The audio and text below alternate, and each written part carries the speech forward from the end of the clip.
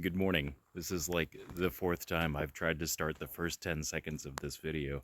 I have not had enough coffee, and I have most definitely not had enough sleep. It was a late night last night, playing poker with a fine group of gentlemen. Unfortunately, I did not win. I worked my butt off to still come in sixth place out of out of nine. Not the best poker night, but a lot of fun. And at any rate, today's going to be a lot of chores on the farm and a couple of projects. So it's November the 8th, and it's actually supposed to be like 58 degrees today, which means I get to do a little bit of bee work as well, because I figured out something that I wasn't super comfortable with regarding some of the winter feeding and how I had it set up. So I'll show that later. Great, I got a puppy digging a hole in the ground right now. Hey, butthead, you're not supposed to dig. Miles, hey, no digging. Yeah, you boy, no digging in the ground. So anyway, I got to do some of my basic chores first. I got to load up my my wood boiler for the day, even though it's warm. Still got to keep that. Still got to keep it going. But what I also need to do is I also need to get my chickens processed today. So about 35 birds are getting processed today, and I got 24 birds in the brooder box right now that really could have gone into the chicken coop probably about 2 weeks ago. So they're behind, and I'll go ahead and show you the new chickens and show you how ready they are as well. So that's a pretty cool thing to do this morning. Work on the bees a little bit, and I got to finish brush hogging my my field as well. And then maybe I'll get some relaxation in today. I got to work on some business stuff in the office as well, so I'll be doing that too.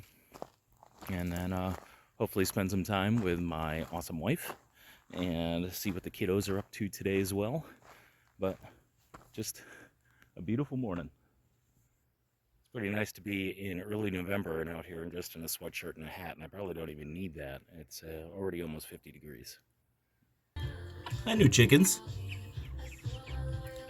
24 Morans, majestic midnight Morans, ready to go to a new coop today.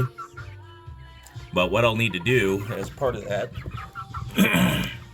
is once I get the old chickens out of the coop and after I get them down to the processing center, I got to do a full muck on that coop and get it all nice and clean and ready for these girls.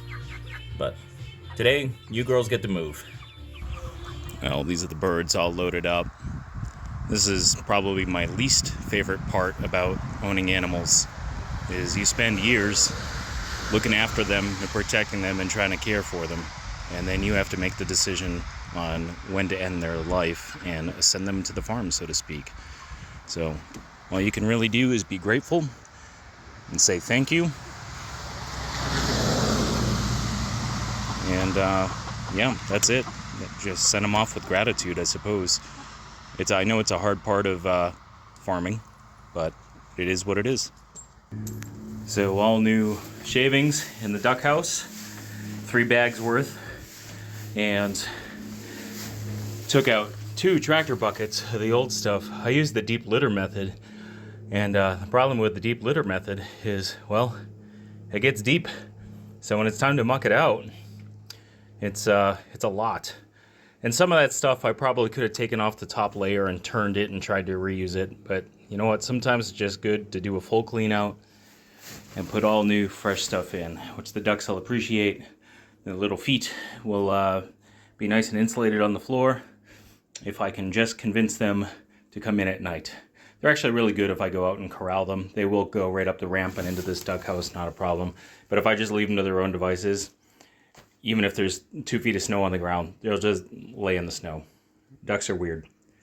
And I haven't even made it out to the bee yard today, but this is how you know you can probably get into the hives without much issue today, because it's nice and warm.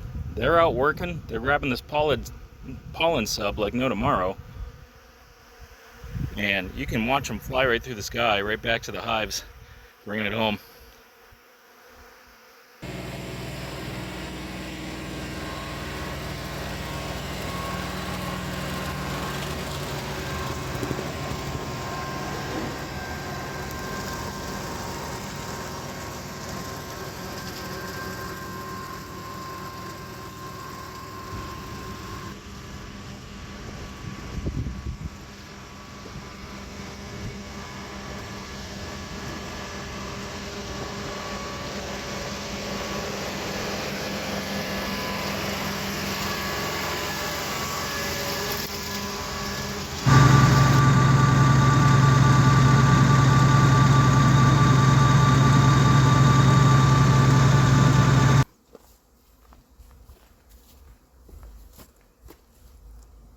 bees are flying everywhere. This is great. This is a wonderful day for bee activity. However, we get a polar vortex coming in over the next few days, I think Sunday or Monday, a day or two from now. And temps are going to really start dropping, and they're probably going to stay cold for a while. I'm not going to get another 58-degree day, probably for a bit. Now, I was thinking of how I set up my winter prep, and there's two things that I want to change, and I'm going to show you what those two things are today. So 3 of my boxes, this, and another one next to me that's probably out of frame here, don't have quilt boxes on them. They just have a piece of insulation up on top here, and then they have the inner cover underneath. I'll show you in a moment, and I have some emergency feed in there.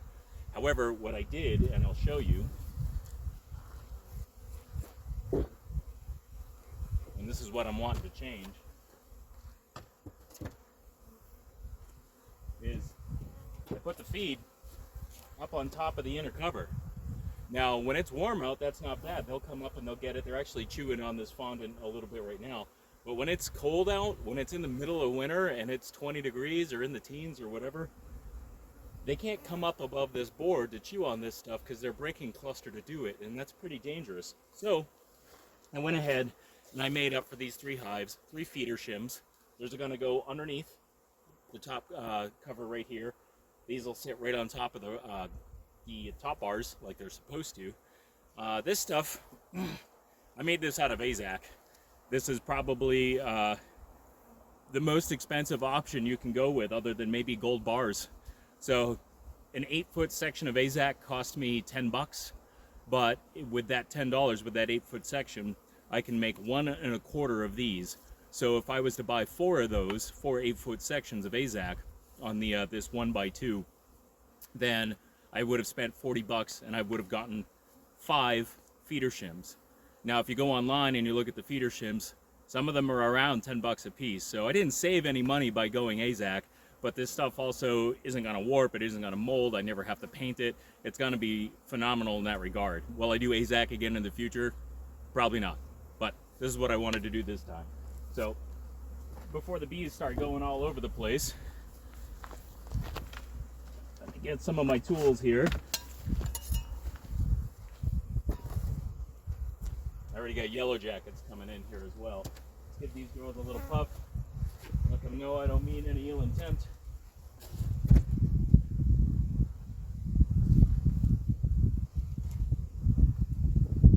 Right on the top bars. Matter of fact, I'm going to do it in this orientation, so that way they can traverse this whole area to get to their food. I got a little bit of comb I want to scrape off here while I'm at it.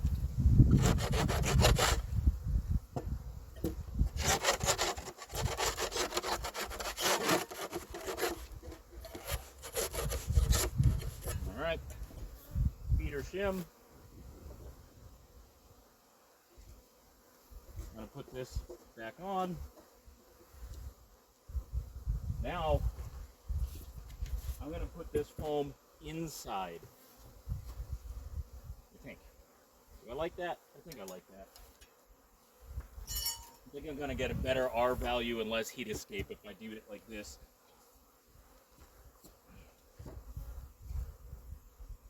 And then I also have my duct tape in my bucket as well. And I'm going to duct tape these seams up as well, just to make everything airtight, or at least windproof. I don't want the wind shear to come in there. So that's what I'm going to do for the other 2.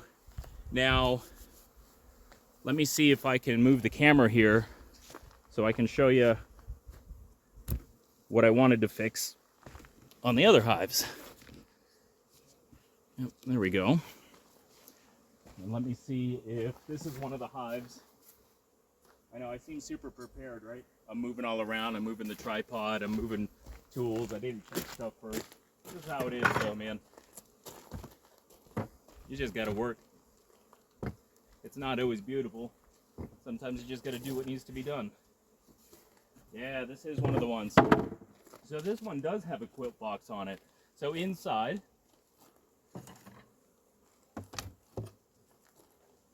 on this one, I didn't have the fiberglass insulation, I had a piece of canvas cloth. I wonder if I can show this here. I had my canvas cloth. My feed is underneath for them to access from the top. And then I put in a piece of rigid styrofoam on that. What I'm going to do is all of the ones that just have the piece of rigid styrofoam, I'm actually going to put in fiberglass insulation. Let's make sure that's still in frame here. Yep. I'm going to put in fiberglass insulation, and I'm just going to put this on top. I'm surprised at how many yellow jackets are in that. So, this tote. So the fiberglass insulation, this is really good at collecting moisture. So what I can do is on a good day in the winter, I can come out here and check and see if this stuff is wet. If it is, I can pull it right out of the hive and I can replace it with dry stuff. So I'm going to keep wicking the moisture right out of the hive. Beautiful. Now, I can put that right back in there.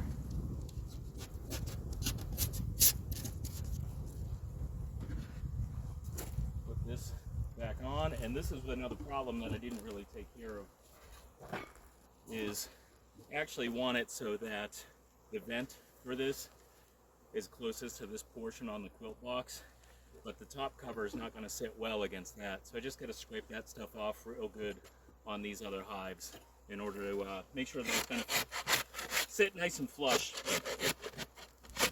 And it only takes a moment, especially when it's nice and it's not super warm, so it's not malleable.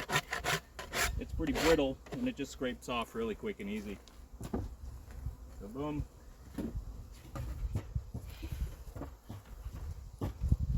There we go. Done deal. You get the idea. I'm going to go ahead and fix the other ones now. And then the last thing I'm going to do, since it is a nice warm day, is I'm going to give every hive a round of oxalic acid as well. There we go. There's all the new chickens and one old chicken, because she's really pretty and I really liked her, so she got to stay. But all the new chickens and their new coop. Enjoy. Good girls. You got fresh food in your bucket. And March is 5.5 months, so I'll be expecting some eggs. Get on that. Thanks. Old mama's doing pretty good. Looks like they're going to integrate just fine.